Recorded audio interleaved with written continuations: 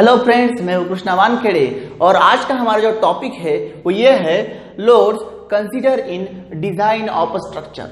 मतलब अगर मैं कहीं पे स्ट्रक्चर डिजाइन कर रहा हूं तो डिजाइन करते समय मैं कौन कौन से लोड कंसीडर करता हूं, ये आज हम देखने वाले हैं। ये टॉपिक स्टार्ट करने से पहले जो हमारा पिछला लेक्चर है उसको हम शॉर्ट में रिवाइज करते हैं। हमने पिछले लेक्चर में 3rd यूनिट स्टार्ट किया था। क्या नाम था उसका?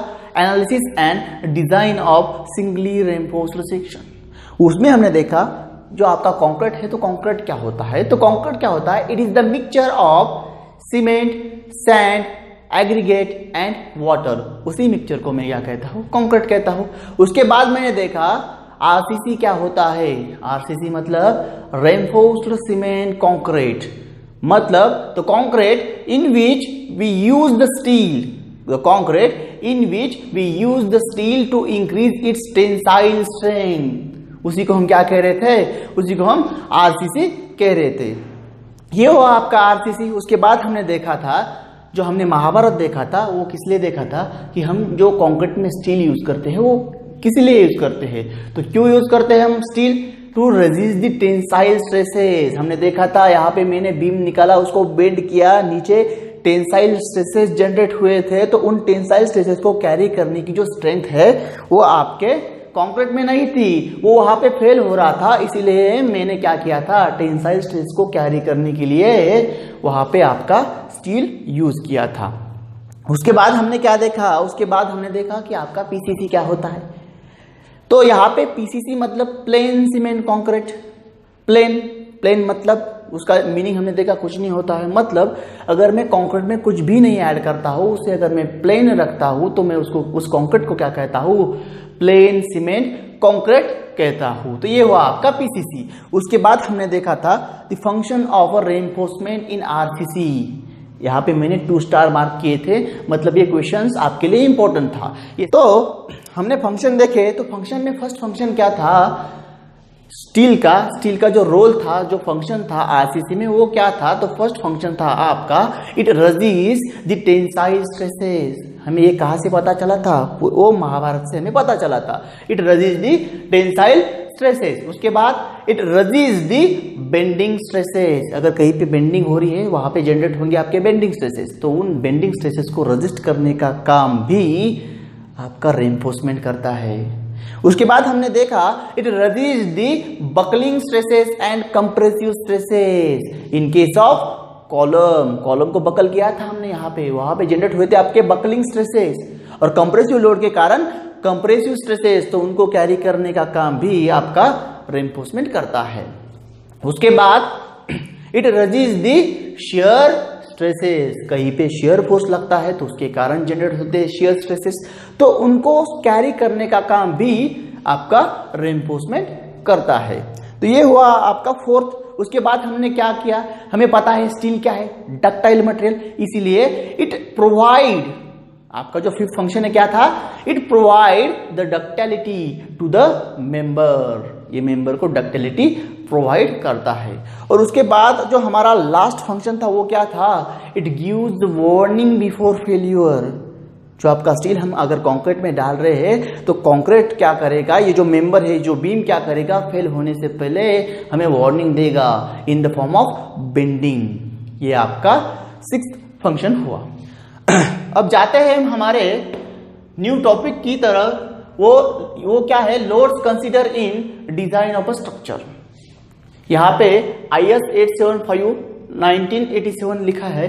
मतलब ये जो लोड्स है वो इस IS कोड में गिवन है कि हमें लोड कौन कौन से कंसीडर करने चाहिए, कहाँ पे कंसीडर करने चाहिए, किस स्ट्रक्चर के लिए कौन से लोड का कॉम्बिनेशन लेना चाहिए। ये सब इस IS कोड में गिवन है। अब ये IS कोड होता क्या है ये देखेंगे।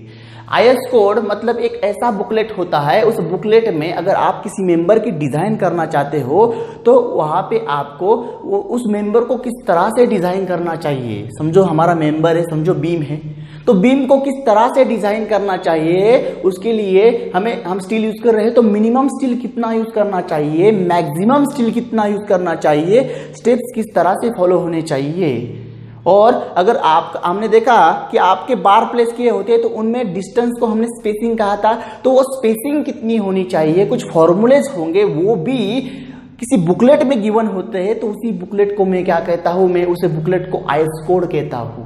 क्या कहता हूं? आईएस कोड कहता हूं। ये आपके लिए ये पेपर में नहीं आएगा, लेकिन आपको ये जानकारी होना जरूरी है कि आईएस कोड हम किसे कहते हैं। तो आईएस का मतलब होता है यहाँ पे इंडियन स्टैंडर्ड। क्या होता है? Indian standard. तो ये हुआ आपका आईएस कोड। यहाँ पे आईएस 875 में लोड के रिगार्डिंग इंफॉर्मेशन गिवन है। अब ये तो आपका क्या हुआ, लोड हुआ, लेकिन जो पीसीसी है यहाँ पे मैंने लिखा है कि पीसीसी यानी कि plane cement concrete and RCC की जो मेंबर्स है, जैसे कि आपका बीम, स्लैब, तो इनकी जो डिजाइन है उसके रिगार्डिंग जो इंफॉर्मेशन है वो किस आईएस कोड में गिवन है? वो गिवन है आईएस 456/2000 में। अब उसके बाद हम आएंगे हमारे टॉपिक पे, डेड लोड। अब डेड लोड क्या होता है? डेड लोड क्या होता है? समझो आपका कुछ खुद का वेट है, मतलब आप 60 kg के होंगे, 70 kg के होंगे, जैसे कि मैं हूँ 100 kg का, नहीं लगता नहीं ना हो। तो यहाँ पे आपका कुछ खुद का वेट है, आपका खुद का वेट है जैसे कि 60 kg, 50 kg, तो वो जो आपका खुद का वेट हुआ, मतलब सेल्फ वेट हुआ आपका, तो उसी को डेड लोड कहा जाता है। क्या कहा जाता है? डेड लोड कहा जाता है। डेड लोड मतलब क्या हुआ? डेड लोड मतलब क्या हुआ? Self weight of the member, self weight of the member. किसी मेंबर का खुद का जो वेट होता है मैं उसको कहता हूं डेड लोड। मतलब समझो आपका बीम है, आपका बीम है, उस बीम में कंक्रीट डाला हुआ है, स्टील डाला हुआ है, तो कंक्रीट और स्टील का जो वेट हुआ ना, मतलब बीम का जो सेल्फ वेट हुआ, बीम का जो खुद का वेट हुआ, उसी वेट को मैं क्या कहता हूं, उसी लोड को मैं क्या कहता हूं? डेड लोड कहता हूं। मतलब self weight of the member. तो ये आपका डेड लोड हुआ। इसे हम शॉर्ट में कैपिटल डी और कैपिटल एल से डिनोट करते हैं। कैपिटल डी और कैपिटल एल, ये हुआ आपका डेड लोड। अब ये बताइए मुझे, जो आपका बीम होता है, ये बीम एक जगह पे फिक्स होता है या फिर मूव होता रहता है यहां से वहां? कभी आपने देखा कि आपका जो बीम है एक रूम से दूसरे रूम में चला गया? कभी देखा आपने? ऐसा होता है? या कभी आपने ऐसा देखा जो आपका स्लैब है, जो आपका छत है, वो किसी पड़ोसी के घर पे चला गया? नहीं होगा ना ऐसा। मतलब क्या होता है कि जो आपका बीम है, आपका जो स्लैब है, वो एक जगह पे फिक्स होता है, वो एक जगह पे फिक्स होता है, और उनके खुद के वेट को हम क्या कह रहे हैं? आपका डेड लोड कह रहे हैं। तो इससे हमें ये पता चलता है कि जो डेड लोड होता है वो मूव नहीं होता, मतलब वो एक जगह पे क्या होता है? फिक्स होता है, वो एक जगह पे परमानेंट होता है, मतलब वो उस जगह पे फिक्स है। इसीलिए डेड लोड को एक और नाम से जाना जाता है, वो ये है फिक्स लोड। क्या है? Fix load. मतलब हम डेड लोड को ही क्या कहेंगे? Fix load. क्यों कह रहे हैं? क्योंकि वो एक जगह पे क्या है? फिक्स है। और इसे हम क्या कहते हैं?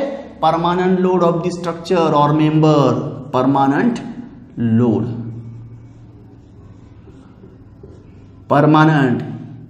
ये बहुत दिक्कत देता है आगे चलकर, क्योंकि आप जब लड़की देखने को जाते हो ना, तब वो लड़की पूछती है अपने माँ से, लड़का क्या करता है? माँ बोलती है कंपनी में है। उसके बाद लड़की पूछती है, उस पर रुकती नहीं हो, वो पूछती है परमानेंट है क्या? अगर है तो ठीक है, नहीं है तो फिर रिजेक्ट कर देती है। इसलिए कहा मैंने ये वर्ड इंपॉर्टेंट है। परमानेंट का मतलब क्या होता है यहाँ पे? परमानेंट का मतलब होता है आप वो जो आपका स्ट्रक्चर है, आपका जो बीम है, जो मेंबर है, वो उस जगह पे फिक्स है। इसीलिए डेड लोड को फिक्स लोड कहा जाता है और उसे कहा जाता है परमानेंट लोड। गवर्नमेंट एग्जाम में पूछा जा सकता है, which of the following is the permanent load? कौन सा लोड है जो परमानेंट है? ऑप्शन गिवन हो गए यहाँ पे, dead load, live load, wind load, snow load. तो कौन सा है आपका? Dead load. या भी ये पूछा जा सकता है कि कौन सा फिक्स लोड है। इस तरह के क्वेश्चंस आते हैं। अगर ऑनलाइन एग्जाम हुई तो आपको इस तरह से कुछ क्वेश्चंस दिखाई देंगे।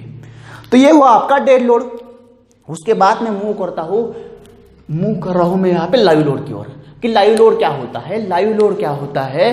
लायु, यहाँ पे वर्ड आया देखो लायु, मैं लायु हूं तो मैं यहां वहां मूव करता हूं। जो लायु होता है वो मूव करता है, तो ऐसा लोड जो मूविंग हो, लायु लोड क्या है, मूविंग लोड को ही हम लायु लोड कहते हैं। मतलब ऐसा ऑब्जेक्ट, ऐसा मेंबर अगर वो मूव करता हो तो उस लोड को मैं क्या कहता हूं, लायु लोड कहता हूं। तो लायु लोड क्या हुआ आपका, लोड ऑफ मूविंग ऑब्जेक्ट या फिर मूविंग लोड, मूविंग लोड। लायु है इसलिए तो मूव हो रहा है, तो इसको हम क्या कहेंगे, लायु लोड कहेंगे। सर अब ऐसा कौन सा लोड है जो मूव होता हो और हम वो बिल्डिंग में या फिर स्ट्रक्चर डिजाइन करते समय कंसीडर करते हैं? तो फर्नीचर जो होता है आपके रूम में, आपके बिल्डिंग में, आपके स्ट्रक्चर में जो फर्नीचर होता है, जैसे कि चेयर, जैसे कि कॉट, जैसे कि आपका टेबल, तो ये क्या होते हैं, ये जो ऑब्जेक्ट है ये मूव होते रहते हैं। समझो आपकी जो चेयर है, समझो यहाँ पे चेयर है, तो आप हो सकते हैं ये चेयर को वहां पे प्लेस कर सकते हो। अगर ये जो समझो आपका कॉट है, इस रूम से आप उस रूम में उसको शिफ्ट कर सकते हो। तो हो क्या रहा है यहाँ पे, ये जो लोड है, जो चेयर है, जो टेबल है, वो यहाँ वहां मूव हो रही है, मूव हो रही है। उस चेयर को, उस चेयर के लोड को, उस आपकी जो टेबल है, उस टेबल के लोड को हम मूविंग लोड कहते हैं, और मूविंग लोड को ही हम क्या कहते हैं, लायु लोड कहते हैं। तो इसका एग्जांपल क्या है मूविंग लोड का, मूविंग लोड में एग्जांपल क्या है, लोड ऑफ फर्नीचर। फर्नीचर का जो लोड होगा, फर्नीचर मतलब यहाँ पे कौन कौन से आएंगे, लाइक यहाँ पे that is table, chair, ETC, ये हुए आपका मूविंग लोड और ये लायु लोड। मतलब मूव होने वाला जो ऑब्जेक्ट है उसका जो लोड होगा, उस लोड को हम कहेंगे यहाँ पे लायु लोड। क्या कहेंगे, लायु लोड। जिसे शॉर्ट में हम क्या डिनोट करते हैं, क्या करते होंगे यहाँ पे, जैसे कि DL से डेड लोड, तो LL से क्या होगा आपका लायु लोड, मतलब कैपिटल L, ये हुआ आपका लायु लोड। अब आपका जो वेट है, मैंने आपको कहा था जो आपका वेट था वो डेड लोड, मैंने कहा था self weight of the member को हमने डेड लोड कहा था। तो लेकिन जो आपका लोड है वो मूविंग लोड में आता है, लायु लोड में। क्यों, क्योंकि आप लायु हो मतलब आप मूव करते हो यहां से वहां। तो जो आपका लोड हुआ वो जाता है लायु लोड में। किसमें जाता है आपका लोड, लायु लोड में, क्योंकि आप मूव हो रहे हो। सर आपने तो पहले कहा था कि आपका जो खुद का वेट होता है डेड लोड, कहा मैंने कहा, लेकिन यहाँ पे डेड का मतलब क्या होता है, डेड बॉडी जैसी होती है, क्या वो हिलती है, नहीं हिलती है, वो एक जगह पे फिक्स होती है, वो अपने आप नहीं हिलती है। तो ये फिक्स लोड हुआ। जब आप अगर समझो आप यहाँ पे, मैंने कहा कि 60 साल तक यहाँ पे खड़े रहो जब तक ये स्ट्रक्चर गिरता नहीं।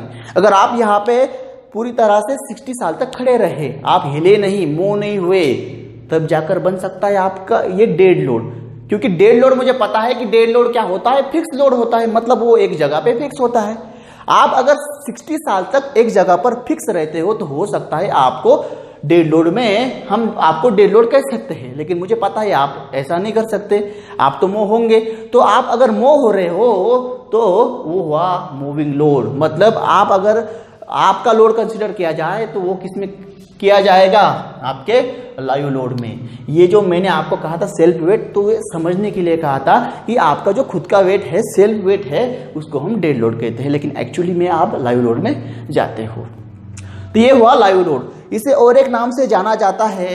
ये क्यों इंपॉर्टेंट है, क्योंकि जब आप न्यूमेरिकल सॉल्व करेंगे तो कभी कभी आपको डेड लोड गिवन होगा, कभी परमानेंट लोड गिवन होगा, कभी फिक्स लोड गिवन होगा। उसी तरह लायु लोड को भी कुछ और एक नाम दिया होगा, तो वो नाम क्या है आपका, impose load.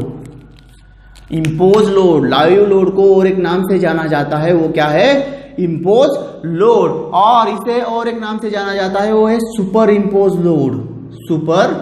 Super computer, super impose load. तो आपको कहीं पे प्रॉब्लम में इम्पोज लोड गिवन होगा, कहीं पे सुपर इम्पोज लोड गिवन होगा, कहीं पे लायु लोड गिवन होगा, तो कहीं पे LL गिवन होगा। तो इसलिए ये जानना जरूरी है। तो ये हुआ आपका लायु लोड। अब इसके बाद जो है विंड लोड है। विंड मतलब क्या होती है, ब्लोइंग एयर होती है आपका विंड हुआ। तो विंड के कारण अगर विंड किसी स्ट्रक्चर पर अपना प्रेशर एग्जर्ट करती हो, अपना लोड एग्जर्ट करती हो, तो उसी को हम क्या कहते हैं, विंड लोड कहते हैं। यहाँ पे विंड लोड क्या हुआ आपका, load exerted by wind on a structure, किसी स्ट्रक्चर पर अगर विंड अपना लोड एग्जर्ट कर रही है, प्रेशर एग्जर्ट कर रही है, उसी को हम क्या कहते हैं, विंड लोड कहते हैं। अब ये विंड लोड जो है किस पर डिपेंड करता है, कब हमें यहाँ पे इसको यूज करना होगा ये देखेंगे। विंड लोड जो है आपका वो डिपेंड करता है विंड की वेलोसिटी पे। अगर विंड की वेलोसिटी अगर कम है तो जरूरत नहीं है हमें इसे कंसिडर करने की, लेकिन अगर कहीं पे विंड की वेलोसिटी वो ज्यादा है तो हमें वहां पे विंड लोड कंसिडर करना होगा। और एक कौन सा फैक्टर है जिस पर ये विंड लोड डिपेंड करता है, वो है आपकी बिल्डिंग की हाइट। मतलब अगर आपकी बिल्डिंग की हाइट समझो 1 फ्लोर तक है, 3 मीटर या फिर 6 मीटर, 1 या फिर 2 फ्लोर में यहाँ पे कंसिडर कर रहा हूं, तो वहां पे ये हो सकता है कि आपका ये जो विंड लोड है कंसिडर करने की जरूरत ना पड़े, क्योंकि विंड लोड की जो वेलोसिटी है वो एट द बॉटम वो क्या होती है, वो कम होती है, इसलिए हम वहां पे नहीं कंसिडर करते हैं। लेकिन अगर हाई राइज बिल्डिंग हुई, मल्टी स्टोरी अगर बिल्डिंग हुई, तो वहां पे इंटेंसिटी विंड की ज्यादा होती है, वेलोसिटी विंड की क्या होती है, ज्यादा होती है, इसलिए हमें हाई राइज बिल्डिंग में विंड लोड को कंसिडर करना पड़ता है। मतलब विंड लोड डिपेंड करता है वेलोसिटी ऑफ द विंड और हाइट ऑफ द बिल्डिंग। ये हो आपका विंड लोड जिसे हम WL से जानते हैं। अब स्नो लोड क्या है? स्नो लोड क्या है? स्नो का मतलब होता है आपका आइस। आइस के कारण या भी जो बर्फ हम कहते हैं, बर्फ के कारण अगर लोड आता हो किसी स्ट्रक्चर पर, उस लोड को मैं क्या कहता हूं, मैं स्नो लोड कहता हूं। ये भी हम स्पेसिफिक जगह पे यूज करते हैं, जैसे कि आपका कश्मीर हुआ, तो कश्मीर पे हम देखते हैं वहां पे बर्फबारिश होती है, वहां पे आइस फॉल होता है, स्नोफॉल होता है। तो वहां पे अगर छत है समझो आपका, छत पर क्या हुआ, स्नोफॉल हुआ और आपको वहां पे व्हाइट व्हाइट जो दिखाई देगा स्नो, अगर उसकी लेयर वहां पे आ जाती है तो उसका जो लोड होगा वो आपका स्नो लोड होगा। ये हम वहीं पे कंसिडर करते हैं जहां पे स्नोफॉल होता है, जैसे कि कश्मीर। तो ये हुआ आपका स्नो लोड। उसके बाद आता है कि अर्थक्वेक लोड क्या होता है। एक बात याद रखिए, जहां पे स्नोफॉल होता है वहां पे जो रूफ होते हैं, जैसे कि हमारा स्लैब होता है, तो उसका स्ट्रक्चर कुछ इस तरह से होता है। क्या होता है? इस तरह से होता है। क्यों इस तरह से होता है? अगर इस तरह से जैसे हमारा है यहाँ पे अभी, इस तरह से अगर स्ट्रक्चर होता स्लैब का या फिर रूफ का, तो क्या होता, यहाँ पे स्नोफॉल होता, ये यहाँ पे जमा हो जाता और यहाँ पे स्लैब पर आपने स्नो का लोड ज्यादा आता। लेकिन अगर यहाँ पे इस तरह से हम इस स्ट्रक्चर को शो कर रहे हैं, तो अगर स्नोफॉल होता भी है तो ये क्या होगा, इस तरह से नीचे फॉल हो जाएगा। इसलिए उस रीजन में इस तरह से स्ट्रक्चर आपको दिखाई देते हैं। तो ये हुआ आपका स्नो लोड। अब अर्थक्वेक लोड क्या है? अर्थक्वेक का मतलब होता है भूकंप। तो अगर अर्थक्वेक के कारण अगर कहीं पे अर्थक्वेक आता है तो उसकी इंटेंसिटी होती है कुछ, उस इंटेंसिटी के कारण हमने देखा कि स्ट्रक्चर हिलने लगते हैं, वाइब्रेट होने लगते हैं। तो वो जो लोड हुआ अर्थक्वेक के कारण आने वाला, उस लोड को मैं क्या कहता हूं, अर्थक्वेक लोड कहता हूं। इसे हम शॉर्ट में यल से डिनोट करते हैं, capital E and capital L. इसे और एक नाम से जाना जाता है अर्थक्वेक को, वो क्या है, सिस्मिक लोड और सिस्मिक लोड। ये हुआ आपका अर्थक्वेक लोड। अब ये हमारे लोड हुए, dead load, live load, wind load, snow load and earthquake load. अब यहाँ पे नीचे है critical load combinations. Critical load combination मतलब क्या हुआ यहाँ पे, क्रिटिकल लोड कॉम्बिनेशन का मतलब ये हुआ कि अगर आप स्ट्रक्चर डिजाइन कर रहे हो तो वहां पे आप कौन कौन सा कॉम्बिनेशन इसमें से यूज करेंगे, ऑल करेंगे या फिर इसमें से 2 करेंगे, इसमें से 3 करेंगे। ये जो हुआ वो हुआ आपका क्रिटिकल लोड कॉम्बिनेशंस। अब ये जो क्वेश्चंस है 17 में पूछा गया था, एक बार ही आया है, क्रिटिकल लोड कॉम्बिनेशन क्या है, 2 मार्क्स के लिए आया था। यहां पे हमें क्या लिखना होगा फिर उस क्वेश्चंस में, क्वेश्चन क्या था आपका, state the critical load combination as per IS 456/2000, as per IS 456/2000, ये क्वेश्चन गिवन था। तो यहां पे हमें क्या लिखना होगा 2 मार्क्स के लिए, ये हम देखेंगे। अब क्रिटिकल लोड कॉम्बिनेशन में अब समझिए, आपकी बिल्डिंग है, कॉमन बिल्डिंग हम कहेंगे। कॉमन बिल्डिंग मतलब क्या, जहाँ पे अर्थक्वेक लोड नहीं है, मतलब अर्थक्वेक नहीं आता है, स्नोफॉल नहीं होता है, जहाँ पे विंड की वेलोसिटी ज़्यादा नहीं है होती है, उसे मैं कहूँगा कॉमन बिल्डिंग। जैसे कि समझो आपका हाउस हुआ, वन स्टोरी आपका हाउस है, तो वहाँ पे मैं कौन सा लोड कंसिडर करूँगा? आप थिंक कीजिए कि इनमें से आप कौन कौन सा लोड कंसिडर करेंगे, कहाँ पे? कॉमन बिल्डिंग के लिए। एक यहाँ पे फर्स्ट पॉइंट आपको क्या लिखना है? Common building. क्या लिखना है? Common building. तो कॉमन बिल्डिंग में हम कौन कौन सा लिखेंगे अब यहाँ पे कॉम्बिनेशन? तो कॉमन बिल्डिंग मैंने देखा कि कॉमन बिल्डिंग में स्नोफॉल नहीं हो रहा है, अर्थक्वेक लोड नहीं आ रहा है, मतलब हम ये नहीं कंसिडर करेंगे, यहाँ पे अर्थक्वेक लोड भी नहीं कंसिडर करेंगे क्योंकि वो तो रीजन है ही नहीं। अर्थक्वेक लोड भी वहां पे ही कंसिडर किया जाता है जहां पे अर्थक्वेक जो होते हैं वो बार बार होते रहते हैं, कुछ सालों बाद होते हैं, वहां पे ही कंसिडर किया जाता है। जहां पे अब तक अर्थक्वेक लोड आया ही नहीं है वहां पे हम अर्थक्वेक लोड नहीं कंसिडर करेंगे, क्योंकि अगर मैं वहां पे भी कंसिडर करता हूं तो आपके जो बीम के स्लैब के जो साइजेस होंगे वो बढ़ जाएंगे, तो आपकी जो कॉस्ट है वो भी बढ़ जाएंगे, इसलिए हम वहां पे कंसिडर नहीं करते हैं। तो कॉमन बिल्डिंग में अर्थक्वेक नहीं आएगा, स्नो नहीं आएगा, हमने कहा कि वहां पे वन स्टोरी है और विंड की वेलोसिटी भी कम है, तो ये भी लोड वहां पे नहीं आएगा। आएगा तो कौन सा? Dead load. डेड लोड मतलब आपकी बिल्डिंग में स्लैब है, बीम है, कॉलम है, तो उनका वेट तो होगा, उनको हम डेड लोड कहते हैं। तो आपका फर्स्ट क्या आएगा यहाँ पे? डेड लोड आएगा। आपकी बिल्डिंग में आप रहते हो, चेयर है, टेबल है, इस तरह के फर्नीचर है, तो लाइव लोड भी वहां पे आ जाता है, तो हम यहाँ पे लेंगे यहाँ पे लाइव लोड। क्या लेंगे? Live load. अगर मुझे कॉमन बिल्डिंग डिजाइन करनी होती है तो मैं कौन सा कॉम्बिनेशन लूंगा यहाँ पे? Dead load plus live load. ये हुआ आपका फर्स्ट कॉम्बिनेशन। अब सेकंड कॉम्बिनेशन हम देखेंगे एग्जांपल से। आपने स्टील टावर देखा, क्या देखा आपने? स्टील टावर देखा, यहाँ पे स्टील टावर देखा। तो स्टील टावर में हमने देखा था जो इलेक्ट्रिसिटी को ट्रांसमिट कर रहा था, तो वहां पे कुछ कंपोनेंट है, उनका खुद का वेट होगा, खुद का वेट तो होगा। तो वहां पे क्या आएगा? खुद का वेट है मतलब क्या आता है हमें पता है, खुद का वेट है तो क्या आएगा? डेड लोड आएगा, क्योंकि टावर का खुद का तो वेट होगा, उनके जो कंपोनेंट है उनका लोड है। और एक क्या आएगा? क्या आपने वहां पे टेबल प्लेस करते हुए देखे? कहीं पे देखा टावर पर टेबल है, चेयर है, आप वहां पे जाकर तो नहीं करते हैं आप। क्यों? क्योंकि वहां पे हमने देखा कि हम वहां पे टेबल, चेयर्स, मैन्स वो नहीं दिखाई देते हमें, मतलब लाइव लोड वहां पे होगा क्या? नहीं होगा। ये जो टावर है आपका, वहां पे स्नो लोड नहीं है, अर्थक्वेक लोड नहीं है, ये हम कंसिडर करके चलते हैं। तो यहाँ पे लाइव लोड नहीं आया क्योंकि वहां पे हमने टेबल, चेयर नहीं देखे। लेकिन और कौन सा लोड आ सकता है? हमने देखा कि जो उसकी हाइट है वो ज्यादा है, और मुझे पता है जहां पे हाइट ज्यादा होती है मैं वहां पे कौन सा लोड कंसिडर करता हूं?